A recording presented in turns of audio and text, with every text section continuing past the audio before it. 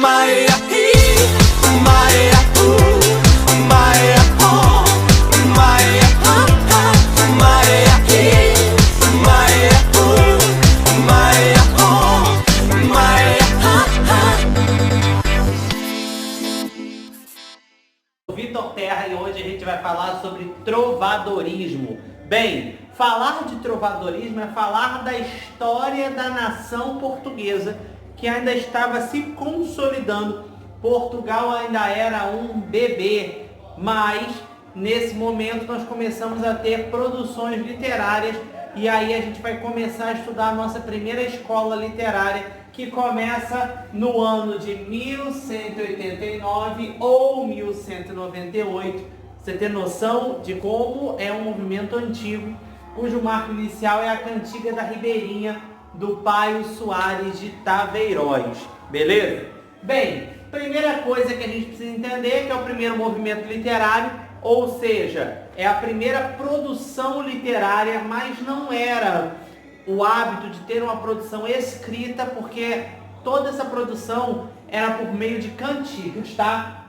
Portugal é um país independente, começa a se despontar aí, mas a gente ainda tem o feudalismo, né, muito forte em toda a Europa, que é aquele sistema de poder baseado na posse de terra. Então nós tínhamos pequenos feudos, né, aqueles feudos guerreavam entre si, iam agrupando terras. Se você assistir qualquer filme de Idade Média, você está dentro do contexto do trovadorismo, beleza? Bem, a gente vai falar de um período onde a gente tem uma supremacia do clero e da nobreza. Então aqueles filmes, quando você assiste Robin Hood, Rei Arthur e os Cavaleiros da Távola Redonda, todos estão dentro deste contexto literário, tudo bem? A monarquia absoluta, né, absolutista já no final da Idade Média, e toda a produção do trovadorismo vai girar em torno dessas duas palavras, que é a suzerania e a vassalagem. Bem, o suzerano era aquele que protegia, no caso o nobre, vamos botar como exemplo, o nobre era o suzerano, e ele tinha o vassalo. O vassalo eram as pessoas que moravam nos feudos, que ganhavam um pedaço de terra, contribuíam, né, davam a parte da produção, e toda vez que o feudo entrava em guerra, eles iam lá lutar pelo feudo. Tudo bem? Eu só quero que você entenda que o contexto histórico do trovadorismo vai girar completamente em torno da Idade Média. Show?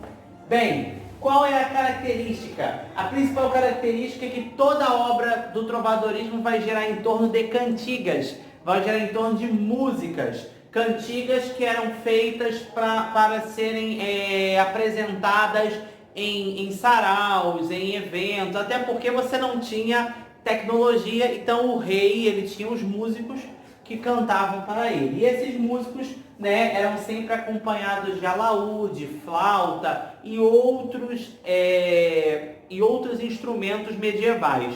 Eu sugiro a você que tem curiosidade, existem alguns vídeos no YouTube com o som dos instrumentos medievais. É bem interessante você ver a foto do instrumento e o som que ele produz, para você ter ideia de como mais ou menos as cantigas eram apresentadas. Bem, os autores dessas cantigas eram chamados de trovadores. A maioria dos trovadores eram nobres, eram reis. Mais à frente a gente vai falar um pouco desses trovadores, tá? Esses poetas faziam parte da nobreza e do clero, e além da letra criavam a música das composições. Mas além disso, nós temos o segrel, o menestrel e o jogral. Esses músicos, né, subtrovadores, eram músicos que iam de feudo em feudo cantando. Havia também apresentações em festas populares. Então, por exemplo, aqueles festivais da Idade Média, não sei se você já assistiu o desenho Corcunda de Notre Dame da Disney, o Festival dos Tolos, né? Na Idade Média você fazia muitos festivais, né? Festas do povo, né? E os músicos populares, eles iam para tocar de castelo em castelo.